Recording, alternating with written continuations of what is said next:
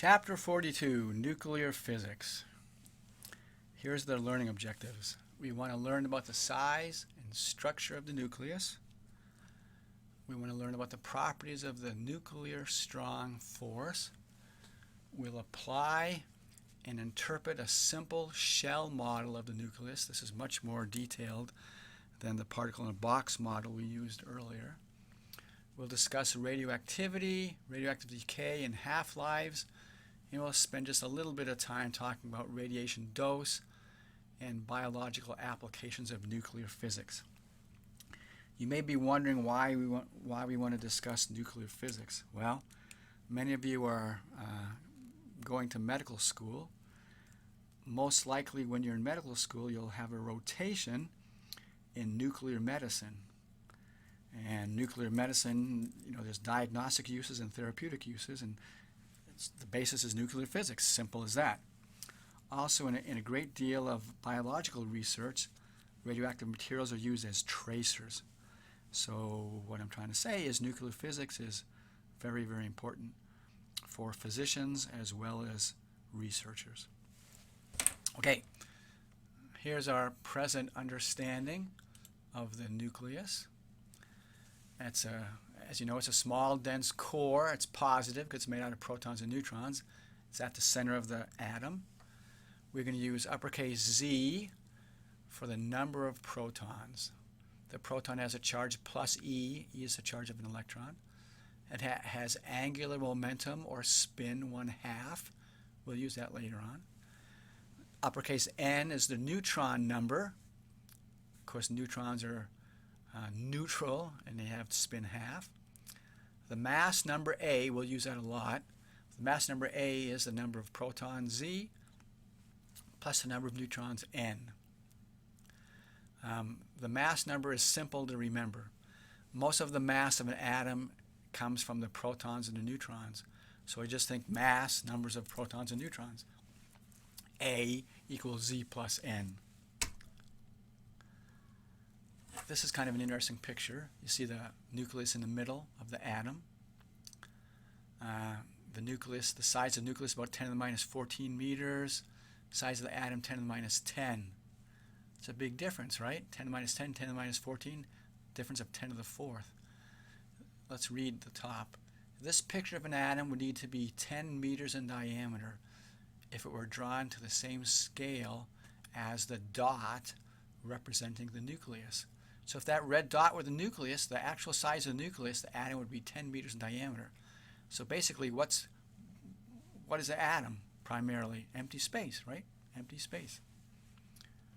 Let's read the last paragraph. This picture is quite distorted.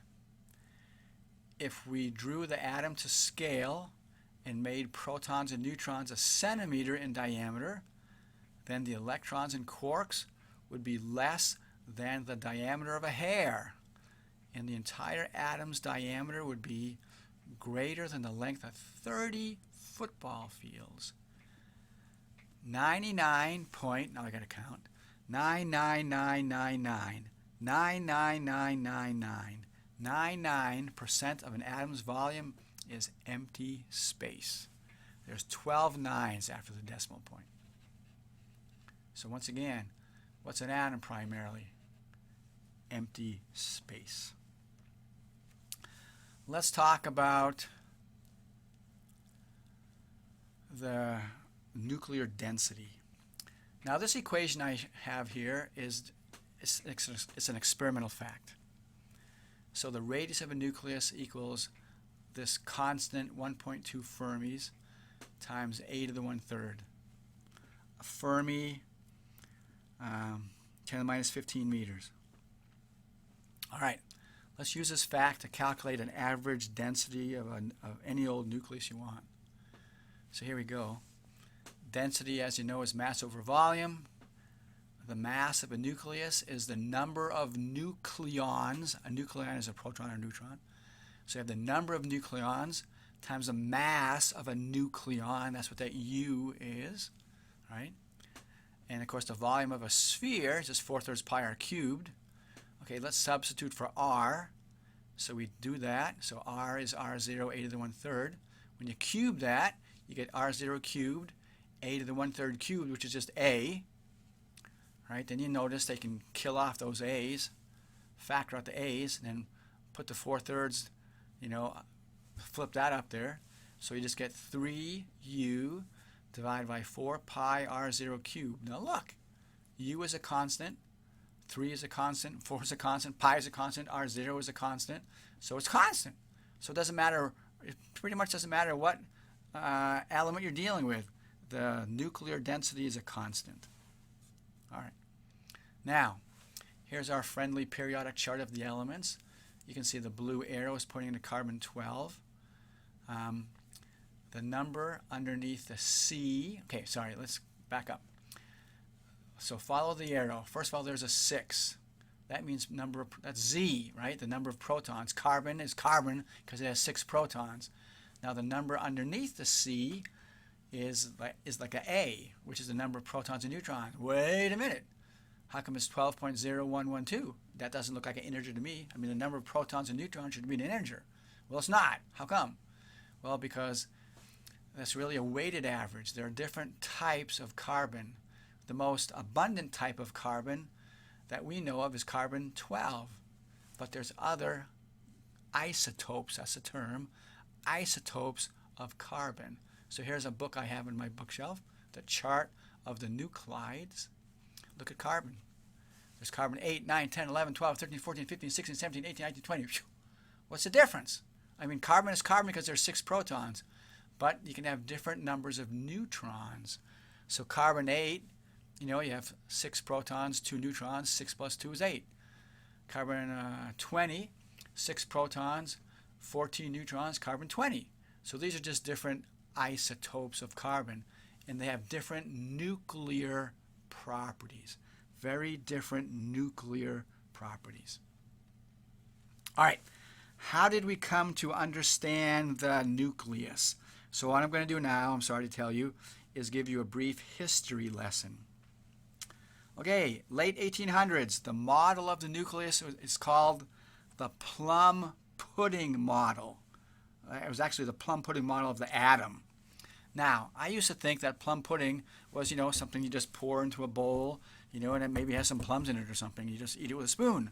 Well, totally wrong. This slide shows what plum pudding is. It's kind of like a fruit cake. This bready stuff with these dry fruits in it. All right? So that's the plum pudding model of the atom. Why? Well, here's why. So at the time, people knew about the electron. Electrons had been discovered. And they knew atoms were neutral, but they hadn't discovered the nucleus or the proton or the neutron yet. So the model was you had this spherical thing that had a positive charge, kind of like smeared out all over the place. And then you had these little tiny electrons kind of scattered throughout. And again, the charge was neutral. All right? Now, this is physics, so we got to test everything. So in 1911, there was a person, his last name was Rutherford, from New Zealand. He did a very famous experiment in England at Cambridge. It's called the Rutherford scattering experiment. What he did, he shot massive alpha particles at a thin gold foil. Now hold it. Don't worry about alpha particles. We'll learn about them later in this chapter. Just think of the alpha particle as a bullet. Okay, bullets. And so we're shooting bullets through this plum pudding. All right, if you shot bullets through plum pudding, what would you expect? Well, you'd expect them to go straight through, right, with almost no deflection. Well, surprise, surprise, look at the slide. A lot of these bullets had a very large deflection. Okay, so that basically implied that this plum pudding model is wrong. So they had to come up with a different model. Well, here's a famous quote. You find this in every physics book that describes this experiment. This is Rutherford. He said, "It was almost as incredible as if you had fired a 15-inch artillery shell at a piece of tissue paper and it came back and hit you." All right, so here's the revised model. It's called the planetary model. We're all familiar with it. So the planetary model says that the atom has a central dense nucleus, about 10 to the 15 meters in diameter, radius, containing all of the positive charge in most of the mass, and that the electrons orbit the nucleus. And so you can see, the alpha particles are coming in, and when they get near this super central, dense, strong nucleus, they bounce off it. All right? So the planetary model is very good at explaining the data from this scattering experiment. Now, later on, the neutron was discovered and so forth and so on. In the 1970s, quarks were discovered. Quarks make up protons and neutrons. There are 6 kinds of quarks. They have crazy names, and they have fractional electric charge. So the Q there, the little q, lowercase q, that's the electric charge. So for example, for a proton is made up of 2 U quarks and a D. So the U has 2/3 of a electric charge. So 2/3 plus 2/3 is 4/3. Then there's that D quark that has minus 1/3. So 4/3 minus 1/3 is 3/3, which is 1. Bingo, we got it, plus 1. And the neutron you can do on your own. Now, quarks are confined to distances less than about 10 to the minus 15 meters. I mean, they're in a nucleus. So think about the Heisenberg uncertainty principle that we learned about earlier. What do you suppose the possible range of speeds is? Well, you can guess, speed of light. And so really, to do nuclear physics properly, you need both special relativity and quantum mechanics. All right, let's talk about nuclear stability. So here's an interesting slide. You see 2 lines. Let's look at the lower one first. Well, first let's look at the axis. So on the y-axis you have the number of neutrons, N. X-axis, the number of protons, Z. Look at the lower dark black line. It says N equals Z line. You notice there's not a whole lot of nuclei that go along that line. But look at the other line. It's called the line of stability. So obviously on that line there's way more there's more neutrons than protons. And you can see that most of the stable nuclei follow the line of stability. Now, a couple questions, more than a couple, 3 questions concerning this graph. Number 1, why do we have more neutrons than protons after Z equals 16? In other words, why is it more favorable for a stable nucleus to have more neutrons than protons? Number 2, why aren't there any stable nuclei after Z equals 83 or so? Number 3, why do the stable nuclei cluster near that line of stability? So these are observations, and we have to explain them later on when we talk about our shell model of the nucleus. Okay, let's talk about the energy that holds a nucleus together. It's called the binding energy, the nuclear binding energy. Okay? All right, consider a car. We're going to do 2 experiments. Experiment number 1, measure the mass of the entire car. Okay, fine, do it. Experiment number 2, take the car apart, completely apart. Measure the mass of every single part, then add everything up. All right? Now, assuming you've lost nothing, how would you expect our results from these 2 experiments to compare? Well, come on, equal. I mean, if you didn't lose anything, that's what you would expect. Makes sense. But here's the data from a nucleus. What do you notice? The mass of the separated nucleons is greater than the mass of the nucleus itself. That's like saying that when you add up the mass of each part of a car, that would be greater than the mass of the entire car. That's crazy, but it's true. All right? It's true. Well, we have to explain it. Okay, fine, let's try. All right, so consider an atom. Is an atom more likely to be found in its ground state or an excited state? Well, we learned earlier, an atom is more likely to be found in its ground state. It spends more time in the ground state than it does in an excited state. Okay, Which has the lower energy, the ground state or an excited state? Well, you can kind of just figure that out by the terminology, right? The ground state has a lower energy than the excited state. All right, so what's the lesson? The lesson is that nature favors low energy states. All right, so go back to the nucleus. What has the lowest energy, the nucleus or the separated nucleons? The nucleus, right? And remember, nature favors low energy states. And so the nucleus, not the separated nucleons, has the lowest energy. In fact, if we wanted to split up a nucleus, what would we have to do? We'd have to add energy. So this is a nice slide.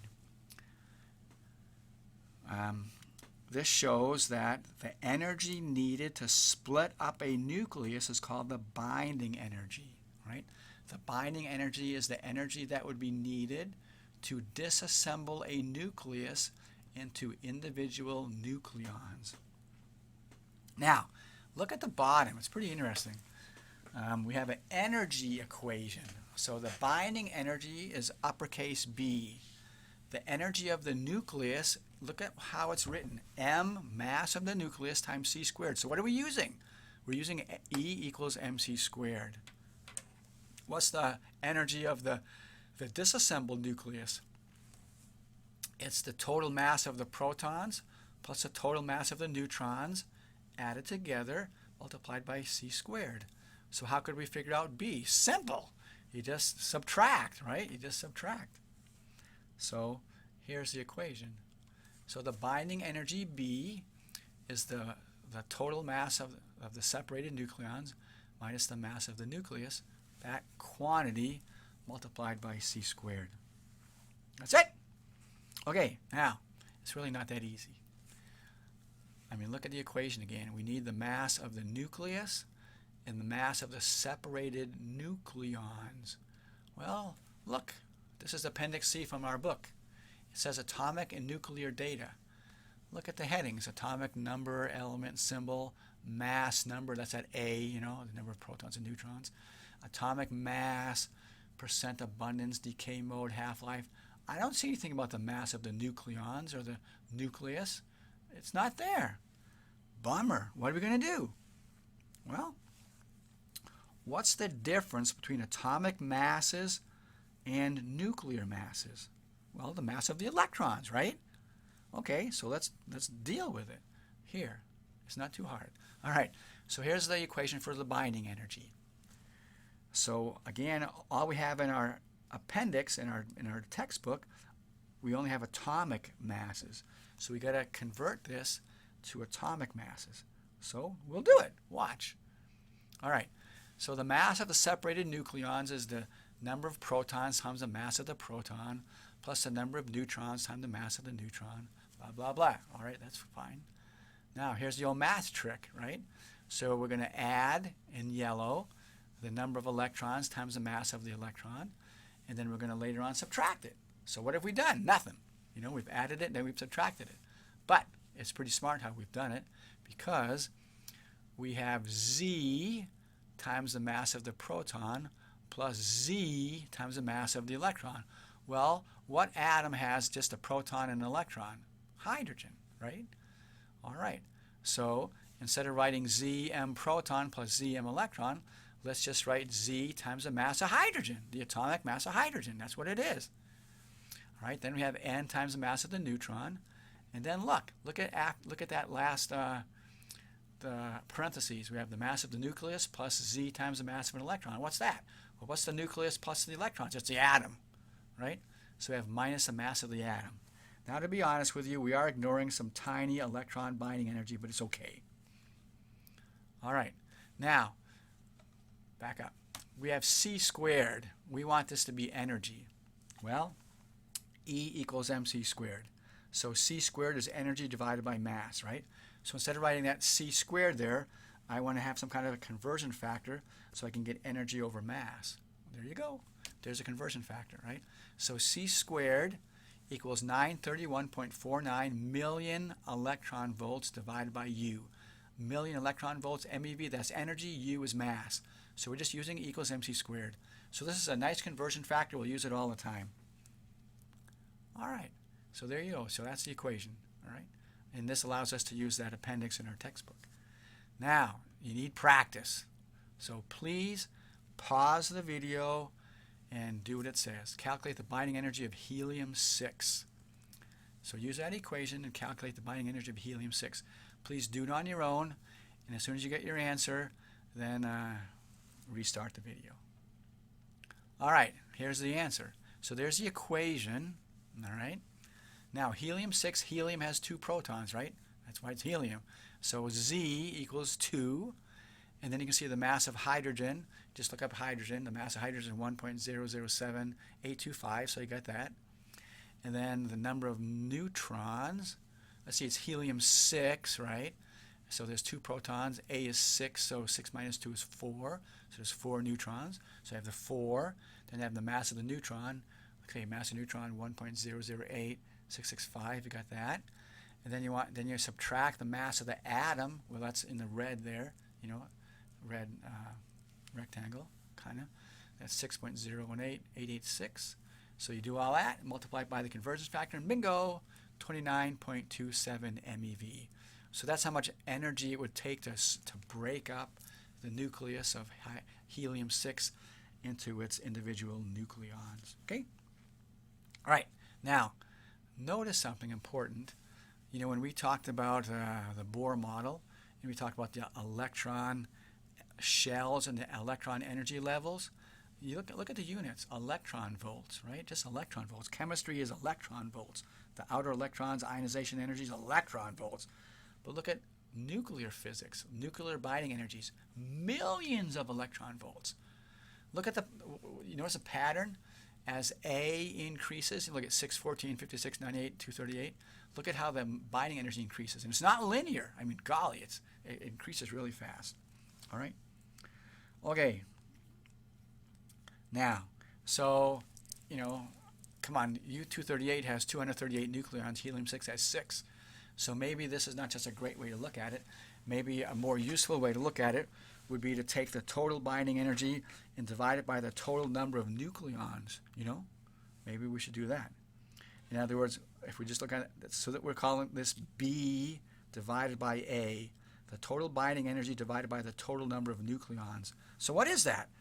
That's the energy that has to be supplied to remove just a single nucleon from a nucleus. So let's look at that. All right, this is kind of a neat graph. It's really important, in fact, in physics and in astronomy. All right, so on the y-axis we have the binding energy per nucleon. That's at B divided by A. On the x-axis we have A, the mass number.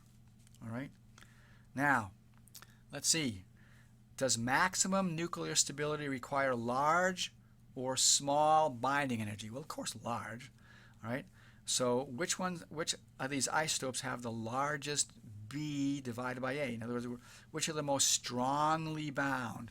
Well, you know, you look at the graph, looks like iron 56 and nickel 62, right? They have the largest binding energy per nucleon. So we would expect those 2 isotopes to be really, really strongly bound. The nuclei are very, very strongly bound. Now, this is actually useful for many things. Remember, a nucleus wants to become strongly bound. It wants to become stable. Well, look on the left. It says fusion. Fusion means combining. So So in a fusion reaction, you combine small a nuclei to make a larger A nuclei. So like you're combining like lithium-6 or whatever to get a larger number of nucleons, you know. So that's increasing the stability. So fusion, when you do that, you increase the stability of the nucleus, which is what you want. Okay, on the other hand, look at to the right, it says fission. That's when you're breaking up heavy nuclei to make smaller nuclei. Once again, look at when you're breaking up these heavy nuclei, you're getting nuclei that have larger binding energy per nucleon, so you're gaining stability. All right. So fusion combines small to make large. Fission breaks up large to make small. But the eventual goal is to have as large a binding energy per nucleon as possible. You want to become stable. All right, let's blow this up a bit. All right, same figure, just blown up. Look at that inner square. You can see that the isotopes with a lot of binding energy per nucleon, helium-4, carbon-12, oxygen-16. So something special about these three isotopes. And you want to remember these three isotopes because we're going to have to explain this with our model later on. All right. So this is one way, we can look at fission and fusion. But there's another way. Let's look at it a different way. So here's a question for you. So everybody just pause and answer this question, please. And when you're ready, you can continue on. Okay. Why does the fusion of hydrogen release energy? Well, where's the energy come from? It's pretty simple. The mass of the 4 heliums, which is basically 4 protons, right, is greater than the mass of the, what did I just say? The mass of the 4 hydrogens is greater than the mass of the helium. So what happened to the missing mass? It was converted into energy via E equals mc squared. So, all right, so the mass of the 4 hydrogens is greater than the mass of the helium, or in other words, the mass of the helium is smaller than the mass of the 4 protons. All right. Now, this graph I had, this was binding energy per nucleon, B over A. Well, if we feel like it, we can look at the mass per nuclear particle as well, right? Why not? Look at M divided by A. Nothing wrong with that.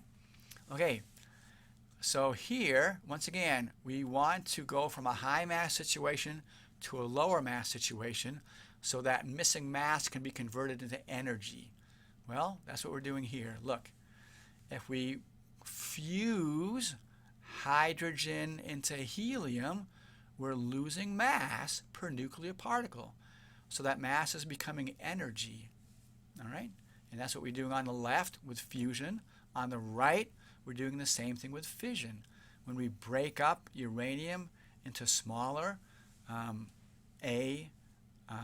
isotopes, we're releasing energy. Okay?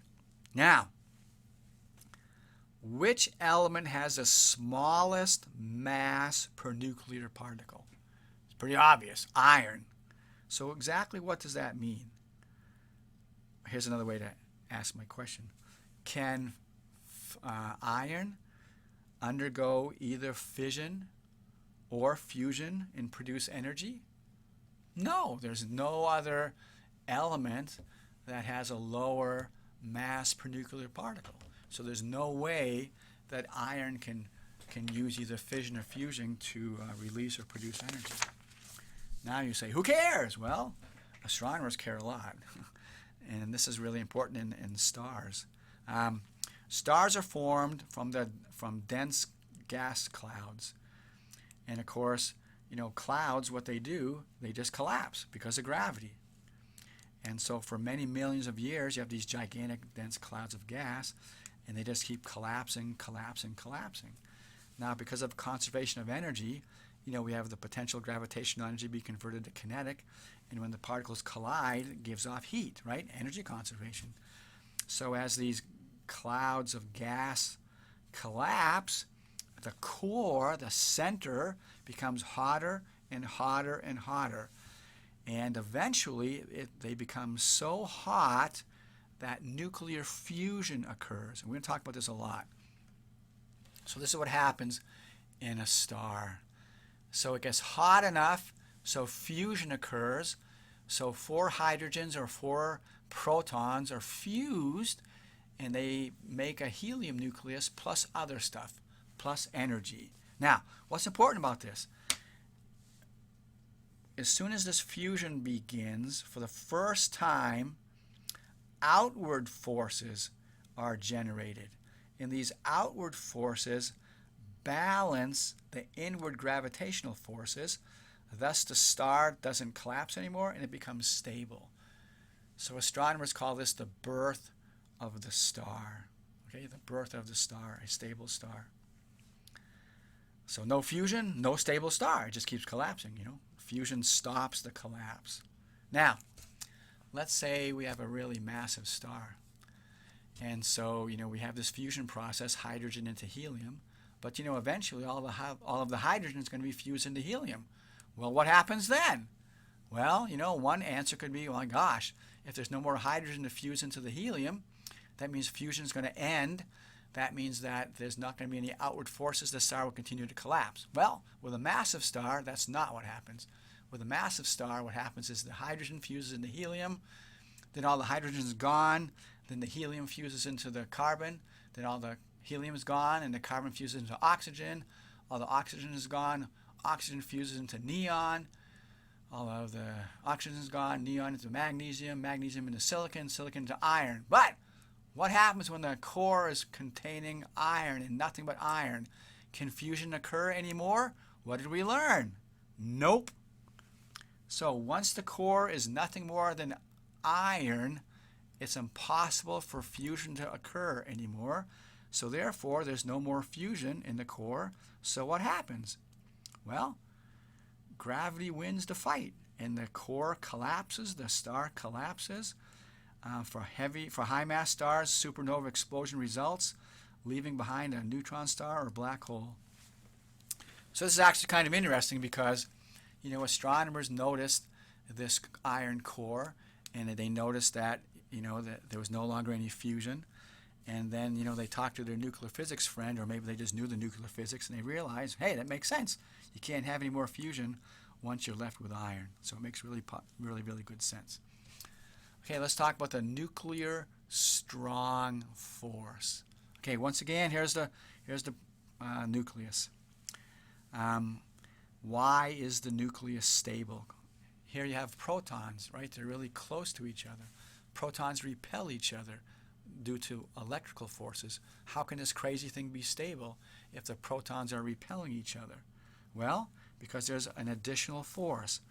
It's called the nuclear strong force. It's kind of a weird force.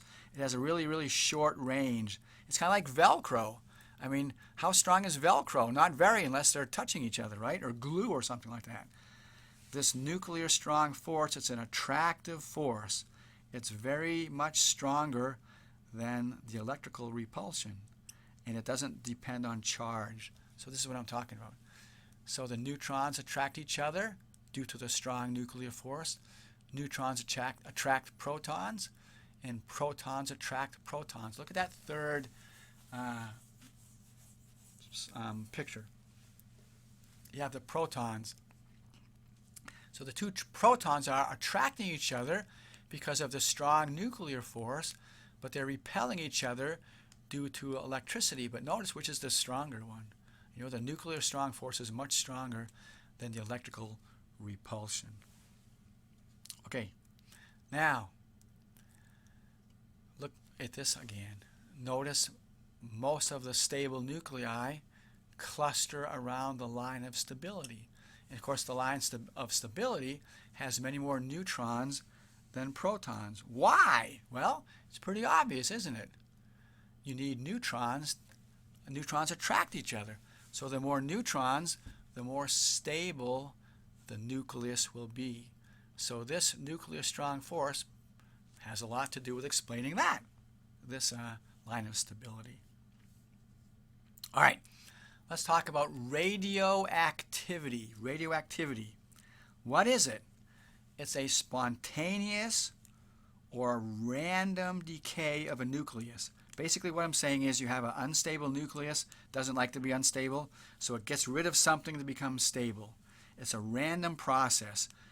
That means you can't determine when a single nucleus will decay. On the other hand, if you have a whole bunch of, if you have, a large number of nuclei, you can predict how many will decay in a certain amount of time, but you can't say which ones will decay. So basically, what are we talking about? Probability. Are you surprised? Better not be. It's quantum physics.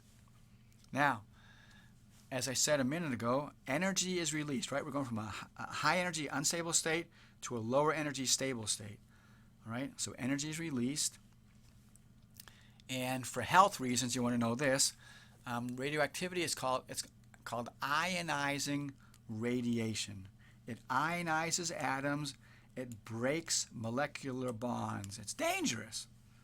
All right. Electromagnetic radiation from microwaves, and UV light or whatever, is not ionizing radiation. Okay. Radioactive decay follows what we call an exponential decay law. Here it is. You can see it's written in two forms. Choose the one you want. Doesn't really matter. They're the same. Some people like decay constant. Some people like time constant. Doesn't matter. They're just reciprocals of each other. Now the thing that's important is every isotope has a unique decay constant or time constant. I'll show you a table in a couple of minutes. And here's an important graph. So you see on the x-axis is the number of nuclei remaining. You start off in the y-axis is the number of nuclei remaining. The x-axis is time. You can see at time equals 0, you start off with n sub 0 nuclei. All right, you can see that it just decays. It gets smaller and smaller and smaller. Okay, now a lot of people don't use decay constants and time constants. They use something called a half-life. A lot of people use half-life. And here's the idea of half-life. So let's just assume that this square represents the initial amount of some type of radioactive material. After a half-life, which is a certain amount of time, after one half-life, you'll have, guess what? Half as much material left. After a second half-life, half as much. After a third, half as much, and so on and so forth. Okay.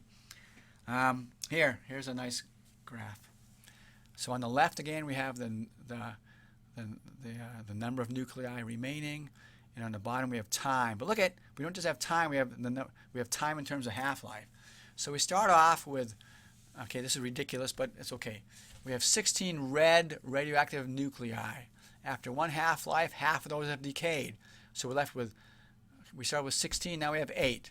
And what was formed are the greens. So we have 8 reds and 8 greens. After another half-life, we have half of the reds, and we have more greens. After another half-life, we have half of the reds again. So you can see we go 16, 8, 4, and 2. And look at the terminology. What we start off with is called the parent. What we end up with is called the daughter. All right, here's a real graph for carbon-14. That's a radioactive isotope. You can start on the left. On the x-axis is the fraction remaining. That's the y-axis, sorry. On the x-axis is time in years and the number of half-lives. So you can see initially we have 1. After half-life we have half. After another half-life we have 4th. After another one 8th, 16th, 32nd, 64th, blah blah blah. All right, that's how it works. Now, here's another equation. I mean, it's the same thing. Instead of having in terms of decay constants or time constants, we can use half-lives, which is really common, to tell you the truth. So the number of the nuclei remaining equals the number that we started with, multiplied by 1/2 to the t over t half, right? So t is time, t half is half-life. Okay? So that's just another way of writing it. If you don't like that, you can write it like that. It's the same thing. The two equations in yellow are identical. Just whatever you like, whatever your computer or your calculator likes. All right. Now, this is that table I was talking about a couple minutes ago. So you can see that every isotope has a unique half-life. And look at the half-lives, the last column. Some are really, really short. Look at polonium, 0.00016 seconds. It's gone, right? Look at uranium, both of them, billions of years. Radioactive waste from nuclear power plants usually contains uranium. That's why it's such a big deal about what do you do with the waste, because look at how long it hangs around, billions of years. Okay, I have to tell you, in the real world, how do you measure radioactivity with a Geiger counter or something like that? What does a Geiger counter do? It measures the number of disintegrations that go into the detector, right? The number of particles that are collected by your detector, by your Geiger counter. So the Geiger counter measures rates, decay rates, the counts, the clicks per minute or per second or whatever. So we have some more equations you can use. in yellow. So the rate, the decay rate, equals dN over dt, right? The number over the time. And I skipped all the algebra, and you can see you have two ways of writing it. The initial rate times 1/2 to the t over t 1/2 power, or if you don't like that, you can use exponential, the e. So you have the initial rate times e to the minus blah, blah, blah, okay? The units for decay rate are becquerels, named after Mr. Becquerel. And a becquerel is 1 decay per second. That's actually a fairly modern unit. In the olden days, people used curies. 1 curie equals 3.7 times 10 to the 10th becquerels. If you talk to somebody who's been in a nuclear medicine department for many, many years, he or she will probably use curies. If you talk to somebody who's a recent college grad, he or she will probably use becquerels. But you have the conversion factor, so who really cares? All right, your turn to do some work. All right, so in diagnostic nuclear medicine, Tech 99M is, I would say, the workhorse of diagnostic nuclear medicine. Tech 99 has a half-life of 6 hours. A common dose for diagnostic nuke med procedure is 20 millicuries. So how much of this dose, and I want you to do it in curies and in becquerels, give you some practice, remains after 24 hours. So please put a pause on the video and figure it out. Okay, here's the answer. This is an easy one. Because Tech's half-life is 6 hours, we want to know after 24 hours. 24 hours is 4 half-lives. So all you have to do is take the 20 millicuries, multiply it by 1/2 to the 4th power, and bingo, you get 1.25 millicuries. And again, you can use the conversion factor for becquerels. Now, this is actually crucially important in the real world. Let's say you're a nuclear pharmacist working in a big hospital, and some physician has ordered a bunch of scans for 8 o'clock in the morning. Well, when they prescribe a scan, they tell you how much radioactivity they want at a certain time of the day. Well, as soon as you make it, it's going to start decaying. So you basically have to make enough so after it decays, there's going to be enough left to fulfill your doctor's order.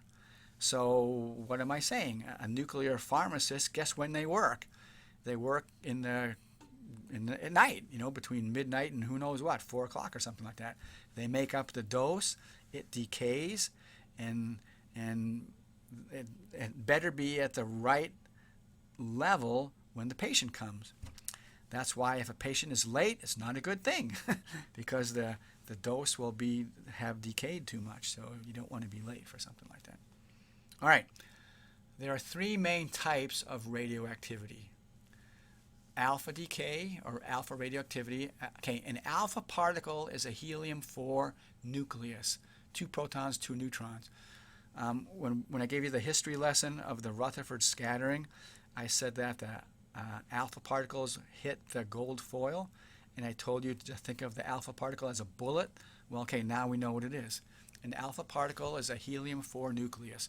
It's a bound state of 2 protons and 2 neutrons. Okay, there's beta radioactivity. There's a beta plus, which means it's a positron, a positively charged electron. There's beta minus, which is just an electron, negative. There's also gamma radioactivity. A gamma ray is nothing more than a high energy photon. So let's go into some detail. Well, before we do that, hold on. Every radioactivity has a different type of penetration ability. So look, and you need this if you're going to ever use this stuff in research or whatnot. Okay, alpha particles are stopped by paper. Beta particles can go through paper but are stopped by aluminum. Gamma rays go right through paper and aluminum. You need a lot of lead to stop a gamma ray. So if you're in a hospital that uses gamma rays to kill cancer cells, they usually make the rooms in the bottom floor in a corner, so you have ground on hopefully two sides of the room, and then the rest of the room you have like lead or steel shielding, because you don't want members of the public being exposed to these gamma rays. Here's another interesting slide. All right, F equals ma, right? So what magnets do is they bend charged particles. So you can see that the gamma ray has no charge, so it just goes straight. Alphas have a positive charge, so they're bent one way. Beta minuses have the opposite charge, so they're bent the other way. A equals F over m. The mass of a beta is nothing compared to a mass of an alpha, so it's pretty hard to bend the alpha, whereas it's super easy to bend a beta because their mass is so light or small. All right, let's learn about alpha decay. So here's a typical example of a alpha decay. So we have radon 221. It spits out helium, an alpha, and energy. And what we want to do is figure out what the unknown is, what that uppercase X is. It's pretty easy. All you have to do is conserve charge and number of nucleons. All right, so radon has 86 protons, and the alpha has 2. So if you start with 86 and you get rid of 2, what do you have left? 84. All right, now let's do the number of nucleons. We started with 222. We got rid of 4. 222 minus 4 is 218. So bingo, you look at your chart of the nuclei, your elements or whatnot, and what's 84? Polonium, polonium 218. Right, so the unknown X is polonium 218. Now, notice something else. The mass of the radon is greater than the combined mass of the polonium and the helium. So once again, we have some missing mass. Where'd the missing mass go? Energy, via E equals mc squared. So this is called a spontaneous decay.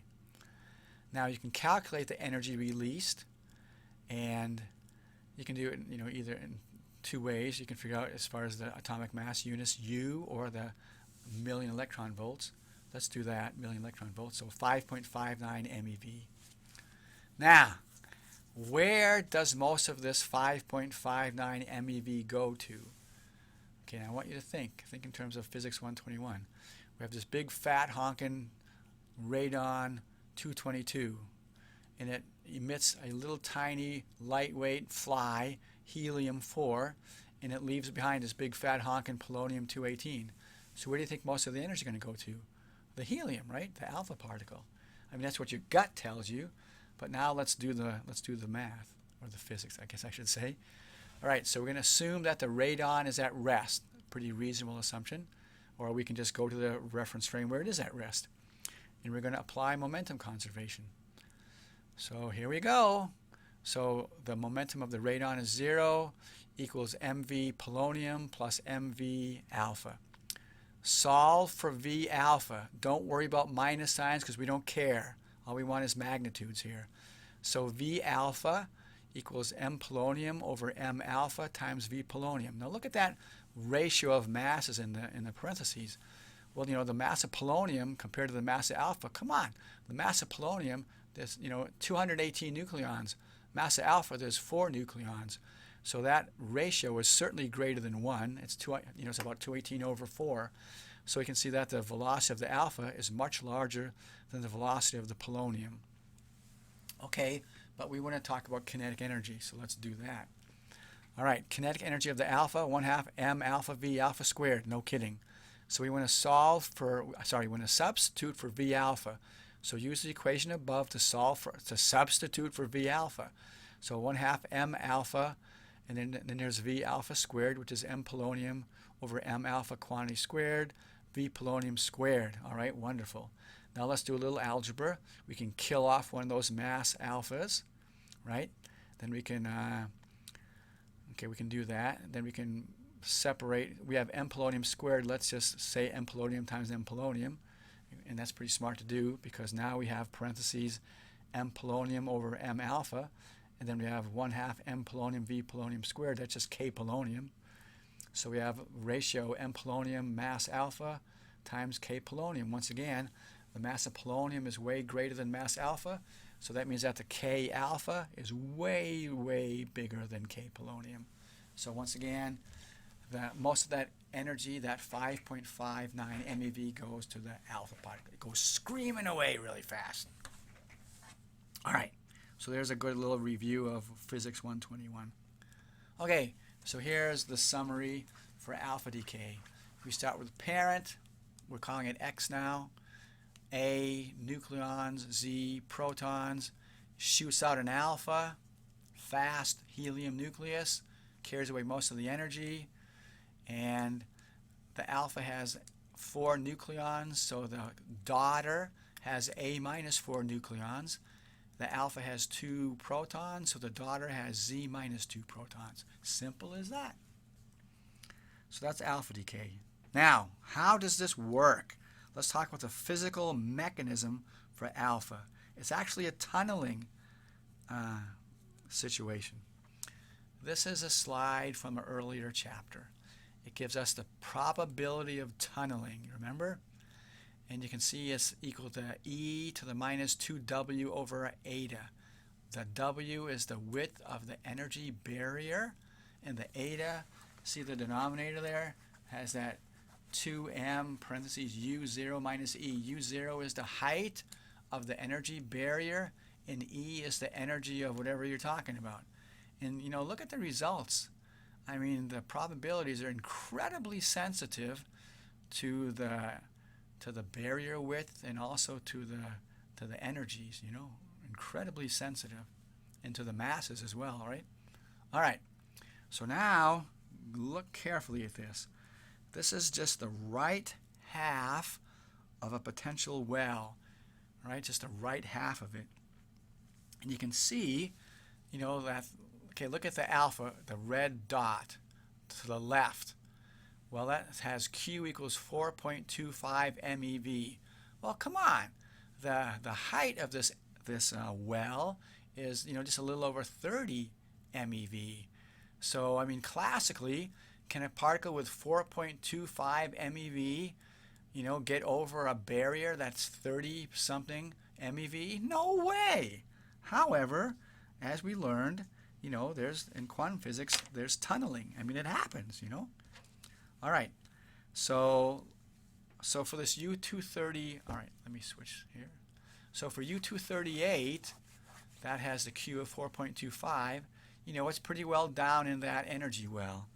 So you can calculate the probability of tunneling, and from that, you can calculate the half-life, and as shown, it comes out to be 4.5 billion years. So the probability of tunneling is pretty small, right? All right, on the other hand, let's go to the U228. Okay, for U228, Q is 6.81 MeV. Now, you know, that's not that much different, but it is different, right? It's higher than the 4.25.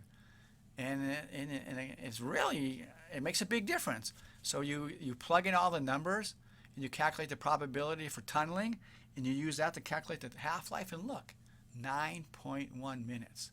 So just that additional, you know, 2.6 whatever MeV, you know, the Q there, the difference in Q, makes the half-life go from 4.5 billion years to 9.1 minutes. Amazing, right?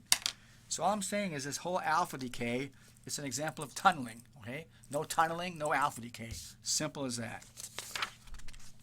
All right, let's talk about the second type of radioactivity, which is called beta. And again, don't forget, there's beta plus and there's beta minus. Okay, let's do an easy one. So P32. P32 is used a lot in biochemical research. Use it all the time in labs.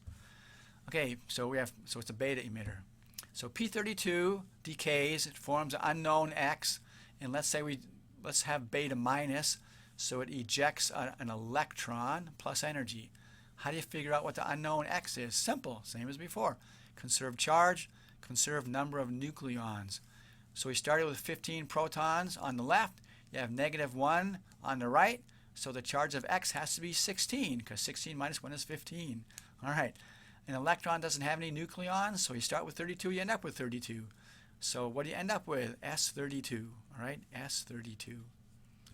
Okay, very nice. Now, so that's beta minus. There's also beta plus, all right? where you have an E plus on the bottom, not an E minus. But there's a lot more to this than meets the eye. All right, this is called a two-body decay because we have one body, P32, decays into two bodies, the S32 and the electron, two-body decay.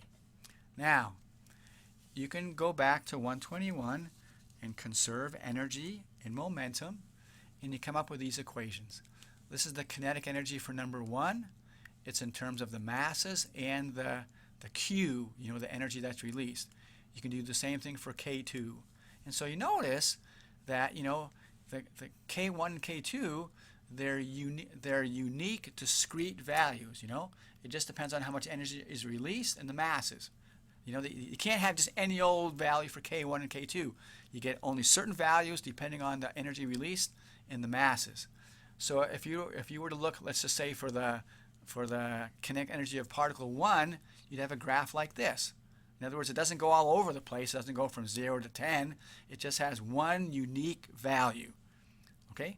That's how it works for two-body decays. Now, if you have more than two final particles, like three-body decay or four-body decay or something like that, the energy can be divided up into many, many different ways.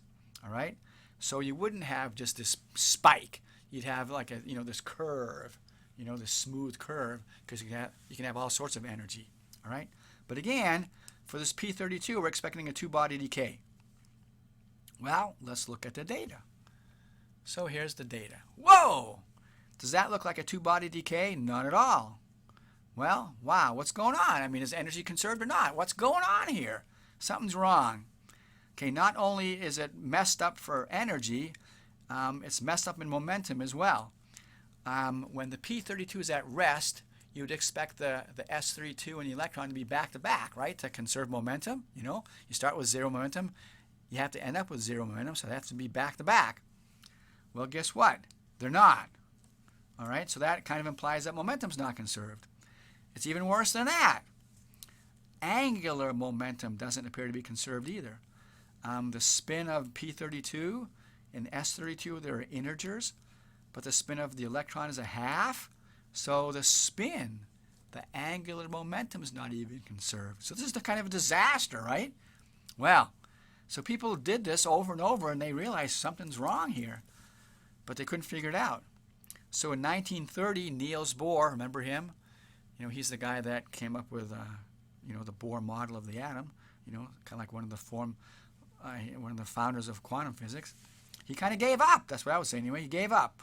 He said, well, maybe energy and momentum and linear momentum, maybe they're just not conserved in nuclear processes. I mean, that's what the data shows, Well, there was a guy named Pauli, Wolfgang Pauli, and he said, nah. He said, you're wrong. These are conserved. And the only way they can be conserved, though, there has to be a third particle being emitted. Some kind of a ghost particle. We haven't detected it yet, but it has to be there. So Pauli figured out the properties. He said it has to have a mass of about 0, can't have any electric charge, has to have spin of a half, right? Now later on, this particle was given a name by Fermi, and he called it the little neutral one. Well, Fermi's Italian, so the little neutral one became the neutrino, because ino means little, neutral, little neutral one, neutrino. Okay? So in other words, what Pauli is saying, it's really a three-body decay. They just weren't able to detect that third particle, the neutrino. Furthermore, Pauli said there's another type of nuclear force. It's called the weak force that's responsible for this decay. All right, so people started looking for it. Well, believe it or not, it wasn't even discovered until 1953. 20-something, maybe, around 20 years after it was first predicted. The guys who discovered it won the Nobel Prize. Yay! All right, so here's the present understanding of beta decay. So we start with a parent, then we kick out an electron and a neutrino, and what do we have left? We have the daughter, same number of nucleons, one more proton. Let's read the text. If only the electron and the daughter nucleus are measured, the energy and momentum appear not to be conserved. The missing energy and momentum are carried away by the undetected anti-neutrino. Now, something on this slide should bother you. You know, we're talking about nuclear physics. We're talking about the nucleus. Where does an electron come from? Remember, the electron's far, far, far away, remember? So how do you get an electron in a nucleus? Well, this is what's actually going on. What's really happening for beta minus decay is that the neutron, a neutron, is decaying into a proton plus an electron plus neutrino plus energy. So that's where the electron is coming from. It's coming from the decay of the neutron. All right? All right. Third type of radioactivity is called gamma decay. Gamma is high energy photon. It's not a big deal. You have a nucleus that's in an excited high energy state. It wants to de-excite, get down to a lower energy state. How does it do that? It gets rid of some energy. How does it get rid of energy? It spits out a high energy photon. Bingo. End of discussion. That's all there is to it. Okay, your turn. All right, so please answer this question. Figure it out. You better do it by yourself or working with somebody else, but don't look at the next slide until you finish it. All right, there's the answer. Here's another one. Do it by yourself or with somebody else, but don't look at the answer until you finish it. All right, there's the answer. All right, now, I've said there's three types of radioactivity, alpha, beta, gamma. Some isotopes actually decay using all three types of radioactivity. So here's from my chart of the nuclides. Plutonium, let's make it larger. You can see that plutonium-241. There's beta minus decay, alpha decay, as well as gamma decay. So that's real common. All right, let's look at polonium-210. Look at the half-life, 138.38 days. Now think about it. If this has a half-life of 138 days, why is there any still in existence? Shouldn't it have all decayed a long time ago? Well, yeah. So what's going on? How do you explain that? Well, here. This is called a decay chain. So you notice it starts with U-238, uranium-238. Look at the half-life, 4.5 billion years. And then it goes through a chain. See how it forms various things? Okay, look at polonium. It's way down in the chain. All right, way down in the chain. So basically, how come there's polonium-210? Because it's a product of U-238. There's still a lot of U-238 around, so as that decays, you get polonium-210. Simple as that. All right, now let's talk about something kind of fun. It's called the solar neutrino problem. This was a really important scientific problem not too many years ago. All right, we talked about the solar model a little while ago in stars. And we said that, we have this fusion reaction in the core of the star where we have four heliums fusing to make we have four hydrogens fusing to make a helium. And then gamma rays are given off. That's why stars shine. Positrons are given off. And electron neutrinos are given off. All right. So the astronomers, they create models of what's happening in the sun. Okay? And then you got to test these models. So, these, again, let me back off. The models make predictions, such as how many neutrinos hit the Earth every second. Okay, but like I said, you got to test these models. So basically, it's up to the physicists that create experiments to test these models. Now, with neutrinos, it's really difficult because the probability for a single neutrino interacting with matter is nearly zero. For example, more than 50 trillion solar neutrinos pass through the human body, every single second. And we don't seem to mind now, do we? All right. So it's pretty hard to detect a neutrino because they just don't interact with matter very much. Well, not a problem.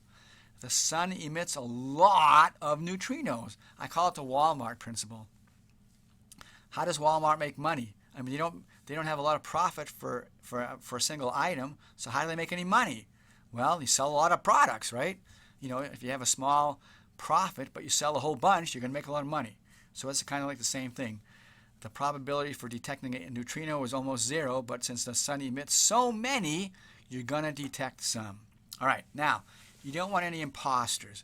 You want to make sure you're detecting neutrinos, not something else. So what people do is they put the neutrino detectors far, far underground, so the ground will stop everything else except for neutrinos. So here's a slide of the first, or I don't know if it's the first, but one of the early neutrino detectors. This was put in an abandoned gold mine. This is kind of a funny looking particle physics experiment. All it is this container containing dry cleaning fluid. What's going on with that? Well, it's pretty simple actually. So when a neutrino goes through the dry cleaning fluid, the chlorine nucleus in the dry cleaning fluid captures the neutrino and then becomes a nucleus of radioactive argon. And you can, when the radioactive argon decays, you can detect it.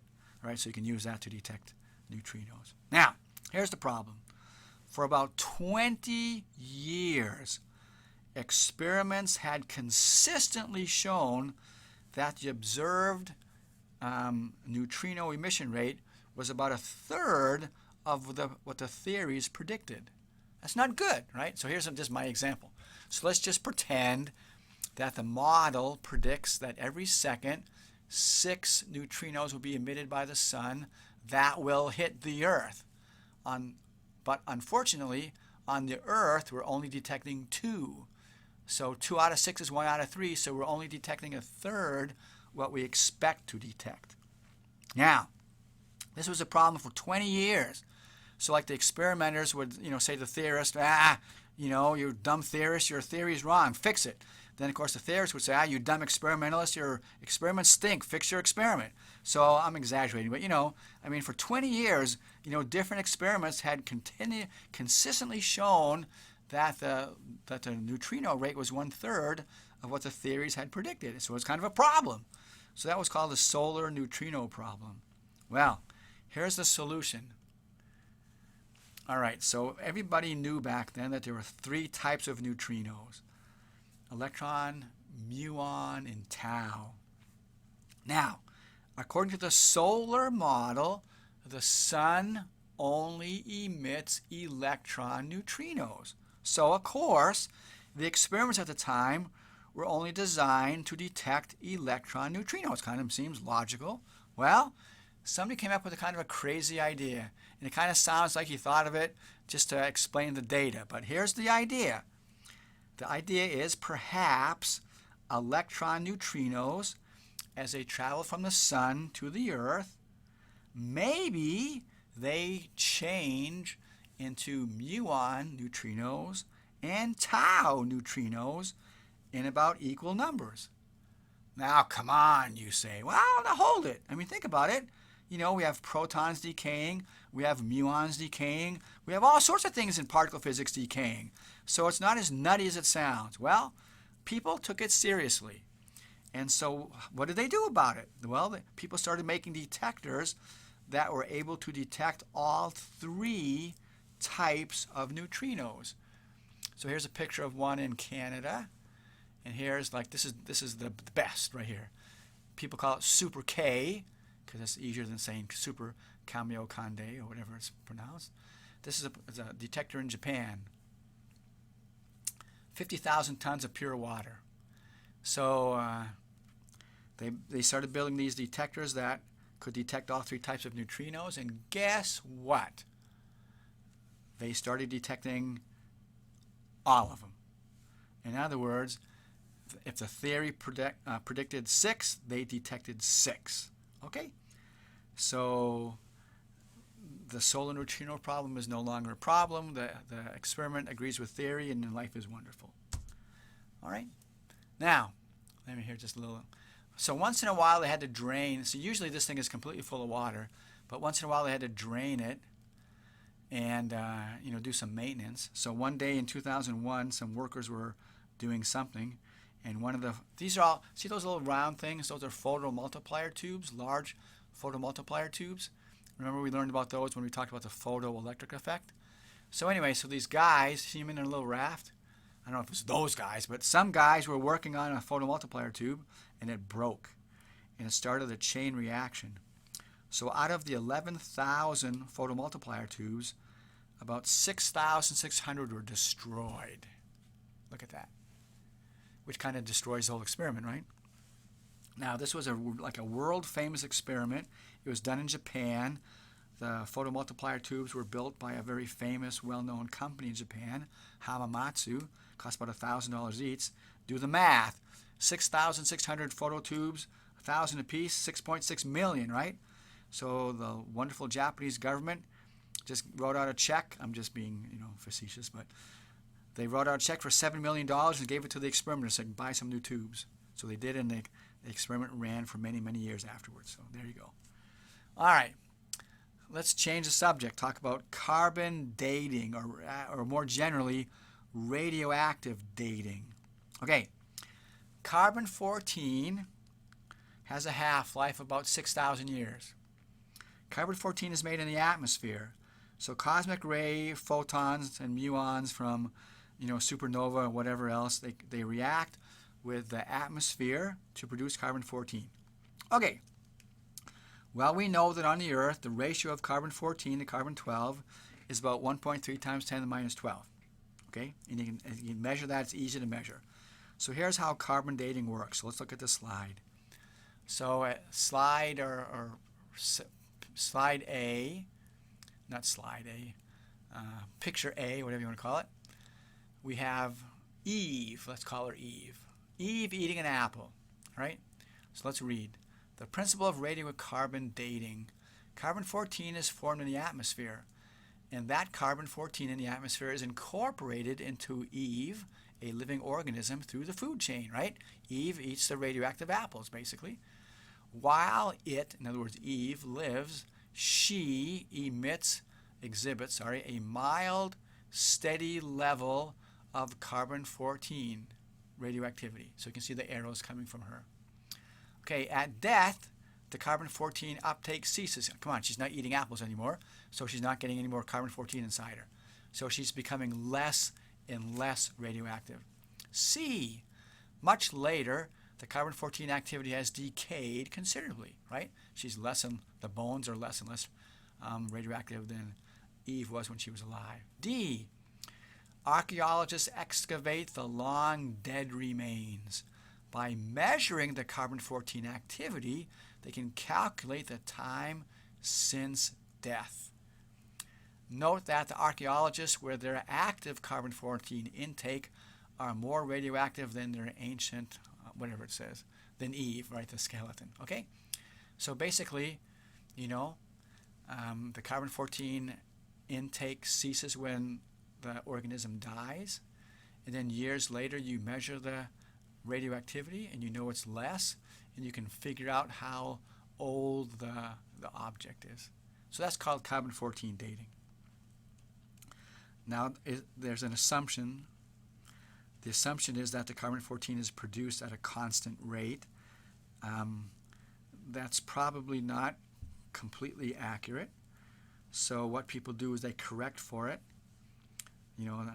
and they check the answers with carbon-14 with other methods, with other isotopes, and it does appear to work well. Okay, there's another way to do radioactive dating, and you're going to discover that on your own. If you could please stop the video and go to Canvas, and you'll see under the Physics 221 page, it says radioactive dating. There's a worksheet. Please complete the worksheet. It won't take you very long. And when you're done, look at the solutions. All right? When you're done with that, continue on. All right, so I'm assuming that you've done the worksheet and that you've looked at the answers. Okay, so what have you learned from doing the worksheet? All you really need to measure is the potassium 40 to argon 40 ratio. You don't even need to know the original amount of K40. All you need to know is the ratio. So again, that works really, really well. Now, there's an assumption here too, of course. The assumption here is that there wasn't any argon in the rock originally. Well, how are you supposed to know that? I mean, come on. Well, what you do is you talk to your chemistry friends. And your friends tell you that potassium is found in many minerals. It's a solid, so that's cool. But what's argon? Come on, argon 40 is a noble gas. It doesn't combine with anything. So it's highly unlikely that it condensed in the solar nebula. So it's a pretty good assumption that there's no argon 40 in the rock. All right, so once again, what you do is you do this with various radioactive isotopes and other methods, and you compare the answers, and pretty much they agree. In fact, that's what people do to figure out the age of the solar system and things like that. Okay, new subject. Finally, and we've talked about it, but we haven't done it. Let's talk about the shell model of the nucleus. All right, the shell model of nucleus. Now remember when we did the particle in a box? Okay, we did it first with the Bohr model, and then we did it later on in one-dimensional quantum mechanics, remember? And we just said that, we have this infinite potential well, that nucleons, they have no interaction whatsoever, and there's no tunneling, blah, blah, blah, all right? Well, come on, that was not the greatest model, but it wasn't a bad place to start. Well, now we're going to have a better model, an improvement on that infinite potential well. So here's the shell model in brief, all right? So the first thing, for the protons and the neutrons, because of the strong nuclear force, there's that attractive strong nuclear force. And as we learned some time ago, we have an attractive force that's equivalent to a negative potential energy. All right, fine. In addition to that, we have a repulsive electrical force, and that's only for the protons. And for the repulsive force, the potential energy is positive. And we're going to need to know later on that in Physics 122 we learned that this electrical force corresponds to a potential energy which is proportional to 1 divided by the distance between the particles, the protons. All right? Okay, so there's two pieces to this shell model. Attractive strong nuclear force, repulsive electrical force. Negative potential energy for the strong nuclear force, positive potential energy for the repulsive electrical force. Okay, so here's an example. So here, these are the potential wells, all right? The energy diagrams. On the left is the neutron. All we have for the neutron is the attractive strong nuclear force, negative potential energy. So do you see it? There it is, right? Negative, negative energy. For the protons on the right, we have two pieces. We have the negative potential energy for the nuclear force, and we have the positive potential energy for the electrical force. So what do you notice? Number one, the well is not as deep. The proton's well is not as deep as the neutron's well. Why? Well, because we have a positive piece we're adding to it because of the protons. And also look at that part on the proton well where it says slowly decreasing electrostatic potential. That's that 1 over r thing that I talked about a couple minutes ago. All right. Now, we have to use the Pauli exclusion principle. You probably have learned this already in a chemistry class. We're going to talk about it more when we do atomic physics. Basically, it says that no two fermions, okay, hold it. A fermion is a spin half particle, a proton, a neutron, an electron. Okay, no two fermions can exist in the same quantum state. It means they can't have the same quantum numbers. So, in the atom, that restricts the number of electrons per quantum state. We talked about filling a shell, all right? Okay, so like I said, the Pauli principle holds for protons and neutrons, and so each quantum state is restricted to certain numbers of protons and neutrons, all right? Okay, so let's see how we can use this model. So first we'll do the easy one. We'll only look at nuclei that have less than 8 protons? Well, if you only have less than 8 protons, you know, the electric potential energy, that positive electrical potential energy, it's really, really small compared to the negative potential energy due to the strong force. So it's okay just to ignore it, all right? So if we ignore the positive potential energy, you know, we just have the same graphs. So you can see that the neutron energy graph is the same as a proton energy graph. Simple as that. And you can see that we have the n equals 1 state, n equals 2 state, n equals 3 state. And again, look at the scale, the energy scale, million of electron volts. You can also see on the left and on the right the maximum number of nucleons allowed by the Pauli exclusion principle, right? N equals 1, you can have 2, n equals 2, you can have 4, n equals 2, you can have 2. Okay? Now we're going to use this. All right, let's look at carbon 12. So what you do, you know, as you know from chemistry, you fill in the protons and the neutrons, you know, from the lower shell up. Okay, so golly gee, look at that. We have 2 protons and 2 neutrons in the lowest state, and we have 4 each in the next lower state. So basically we filled all of the quantum levels, right? Both proton and neutron shells are full. What does that mean? It means that carbon 12 is going to be incredibly stable, tightly bound, high binding energy. All right, here's another example. Helium 4. All right, so you have 2 protons in the first shell, 2 neutrons in the first shell. The shells are filled. Helium 4 is going to be super stable. How about oxygen 16? Well, you can do it yourself. What do you notice? Again, all of the shells are filled. Both the proton and neutron shells are full. So, you know, we expect these isotopes to be stable. Well, where have we seen this before? Look at this plot. Remember? Helium 4, carbon 12, oxygen 16. They're highly stable. Now we know why. All right, now we know why. Okay, on the other hand, all right, so here's the graph of carbon 12 as an example, but what I want you to do is pause this and please draw a similar graph for boron 12.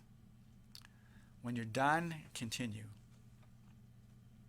All right, so I'm assuming you're done. So what do you notice? You look at boron 12 and you say, golly, look at the neutrons. Seems that it has one extra, you know, one extra neutron, one too many for a complete shell. You look at the protons. Well, it's kind of missing one, isn't it? You know, it has one too few for a complete shell. So how could you fix this problem? Pretty simple, right? You just make the neutron into a proton. That's all you do, right? Convert the neutron to a proton. Well, how do you do that? Well, we've already seen it before. Just beta minus decay, right? So you can convert the neutron to the proton with beta minus decay, and now you have a filled neutron level and a filled proton level, and the boron is now happy as a slice of white bread. Okay, now it's stable and it's all wonderful. Now let's look at the table of nuclides. Okay, boron 12. Let's see. Boron 12. What do you notice? What's its major decay mode? Beta minus, just as we predicted. Beta minus. Okay, so when it decays with a beta minus, it becomes more stable. That's why it does it. Okay, let's look at another example. All right, so here's again the carbon 12 plot. I want you to draw a similar plot for nitrogen 12. So pause and do it. And then when you're done, let's talk about it. All right, so there it is, nitrogen 12. Now here, you know, look at the neutrons. It's missing one. Look at the protons. It has one extra one. How could we fix that? How could we make it more stable? Simple. Get rid of the dumb proton, right? Make the proton into a neutron. How do you do that? Piece of cake. Beta plus decay. All right? So a proton decays into a neutron plus a positron. That's called beta plus decay. All right? So when this N12 undergoes beta plus decay, it becomes more stable. So it wants to do that. And let's look at the chart of the nucleides. There you go. N12 beta plus. All right? So it all makes pretty good sense. All right. Now that was the model for Z less than 8. Well, what do you say we do large Z now? There you go. There are the graphs, the potential energy wells. Okay, look, for high Z, you can't ignore the electric potential energy of the protons anymore. Just no way. All right? So you notice that the shell, so what do you notice? Okay, what do you notice? Number one, that the neutron well is deeper than the proton well. Number two, look at the brown lines. The heights are the same. Come on. All right, the neutrons and the protons fill energy levels at the same height. Okay, number three, there are many, many more neutron states than proton states. Now, you got to explain it, right? It's easy. Why is the neutron well deeper than the proton well? Well, simple. Because now, we're not ignoring the electrical potential energy of the protons, right? Remember, that's positive. So now you're adding something positive to this negative well. That makes it go higher, right? All right, that's kind of easy to understand. Number two, how come the heights, the brown lines, are the same? Well, they better be the same, because if they weren't the same, we would have beta plus and minus decays, which would occur until the heights were exactly the same. All right, number three, why do we have more neutrons than protons? Well, come on, where have you seen that before? In order to have a stable nucleus, what do you want? The more neutrons, the better. Remember this? Oop, wrong picture. Oh boy, what did I do now? All right. Remember we talked about the line of stability? The more neutrons makes the nucleus more stable. All right. So this is a very good model. It agrees very much with the data, and it's just great. All right. Let's change subjects once again. Let's talk about human exposure just briefly to ionizing radiation. All right, here we go.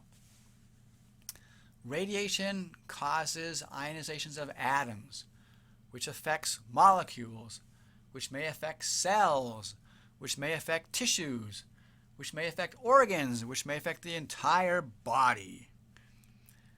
This is just a table that indicates how dangerous different types of radiation are, okay? Just how dangerous they are compared to one another. This is kind of neat. It shows the annual exposure to radioactivity to the average United States citizen. So let's look at it. There are natural sources of radioactivity. Radon, it's a gas. It's usually found on the mainland where people have basements. We don't have to really worry about it here. And there's other natural sources of radioactivity: peanuts, bananas, walls, ground, you name it. There's a lot of natural radioactivity all around us. Okay, occupational, like if you're working in a nuke med department, nuclear fuel cycle. Look at consumer products. Let's talk about tobacco in a minute. If you have lots of X-rays, if you have lots of nuclear medicine tests or something. So the average is 360 millirem per year. Let's look at the tobacco. So when I used to teach at non-LDS schools, I would really kind of talk a lot about this. Okay, the whole body dose equivalent from tobacco products is difficult to determine. However, the dose proportion of the lungs is estimated to be 16,000 millirem per year. That's 44.4 times the average dose to an average American. So, is smoking good for the lungs? Figure it out. Certainly not. All right, let's talk about some applications of radioactivity. In medicine, you can use radioactivity for therapeutic uses, primarily to treat cancer. Now, there are some machines that are used to kill cancer cells. They just have a beam of electrons, for example, and they aim at the cancer and they kill the cancer cells. But of course, not only do you kill the cancer cells, but you also kill some of the good surrounding cells. So in an effort to avoid that, people have invented something called a gamma knife. This is a gamma knife. Here's a better picture. So a gamma knife, instead of having one very energetic source of radioactivity, they have 200 weak sources. But these 200 weak sources are all aimed at the same point, where the tumor is. So basically, you're not killing off as many healthy cells as if you just had one beam of radioactivity. There's actually a gamma knife on Oahu. All right. Radioactivity is also used in nuclear medicine to take pictures, to study the functions of different organs and so forth and so on. There's many industrial uses of radioactivity. There's many research applications of radioactivity. What I want to talk about now is external exposure versus contamination. You have to understand this if you're going to use this stuff, because they're very, very different. Okay, external exposure. What that means is you're getting exposed externally to radiation. What are you talking about? Here's a sealed source. This is doubly encapsulated stainless steel. Inside you have little pellets of cobalt-60. Cobalt-60 is a gamma emitter. The gammas just fly through that stainless steel. However, you're not going to actually touch the radioactive material because it's inside the sealed source. Okay? So in other words, you never come in contact with the radioactive material. You don't become radioactive. I mean, you're exposed. I mean, the gammas are going through your body, so you're getting exposure to the radioactivity, but you're not becoming radioactive. So like the gamma knife, uses a sealed source and so forth and so on. On the other hand, let's say you have thyroid cancer.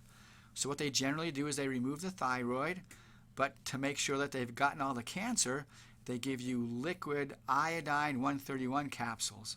Now, I-131 is radioactive. So what you're doing, you're actually taking a radioactive material into your body. So you are becoming radioactive. When you sweat or vomit or excrete, your sweat and vomit and urine is radioactive. So when they do this therapy for people, they have special rooms. All the utensils are disposable. They put the phone in bags. The doorknobs are in bags. They put plastic over the walls and the floors. The people who go inside, they minimize that, of course, but they have to wear protective clothing. After the patient is discharged, it's a massive cleanup project. You can imagine how clean you have to, especially the toilet, you have to clean that thing like crazy because you don't want anything radioactive. Okay? If you're in a lab and you're working with, let's say, some liquid radioactive material, you have to clean up and you have to check it every single day. You don't want to spill it on the floor. I remember years ago there was a situation at the University of Michigan where somebody spilled some radioactive material on the floor, didn't bother cleaning up properly, didn't bother checking it properly, got it on the shoes, got it all through the building, went into a church, got it in the church, went to a pizza place, got into the pizza place. I mean, it's not super dangerous, but you don't want it, So all I'm saying is if you ever work with this stuff in a lab, you always have to, check for radioactivity after you're done. You have to clean it and then check it. Okay, if you ever use this stuff in the real world, obviously you want to reduce the exposure to radioactivity because it's dangerous. So how do you do that? Time distance shielding. If you ever use it, you will memorize this, time distance shielding. So what you do to reduce exposure, you minimize the time that you're near the radioactive material.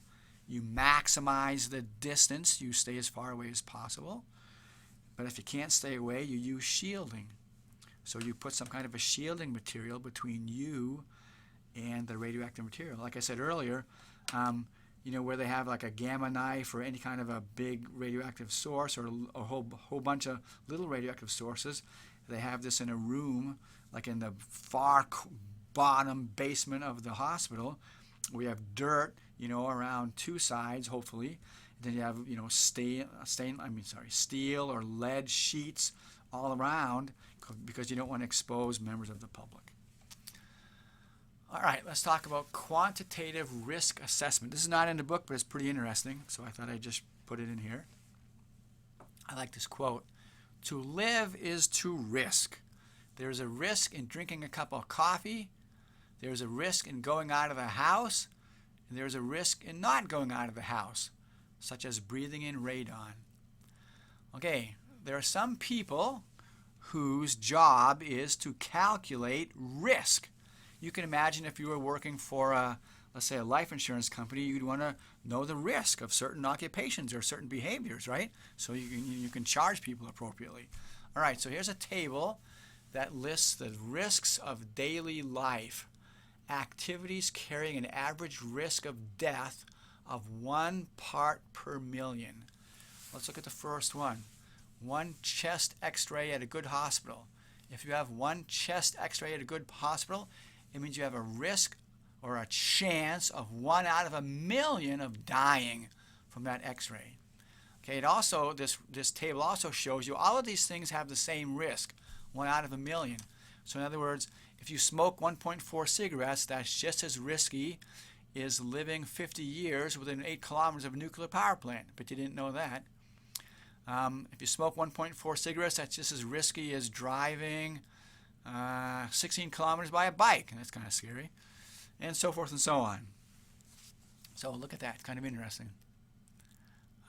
Living 2 months with a cigarette smoker, just as risky as smoking 1.4 cigarettes. Drinking diet soda. Oh my gosh, peanut butter. I eat peanut butter all the time. Anyway, all right, here's a question for you. How far would you have to travel by car in order to have the same risk of death as traveling across the U.S. by train? So everybody pause and answer it. When you're done, let's continue.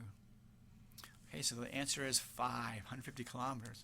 Why? Well, look. All right, so the risk is 1 out of a million if you travel 1,300 kilometers by train. That's the same as traveling 50 kilometers by car. Well, we want to go 4,000 kilometers. Well, 4,000 kilometers is close to 1,300 kilometers times 3. All right, well, if we multiply 1,300 kilometers by 3, we multiply 50 kilometers by 3. So that means that traveling by train across the country, 4,000 kilometers, is the same risk as driving 150 kilometers by car. Interesting. All right, let's review. What did we learn? We discussed the size and structure of the nucleus. We learned about the properties of the strong nuclear force. We discussed the simple shell model, and we saw how beta decay was involved there. We discussed radioactivity, half-lives, so forth and so on, and we learned a little bit about radiation dose and biological applications of nuclear physics. Thank you very much, and we'll see you next time.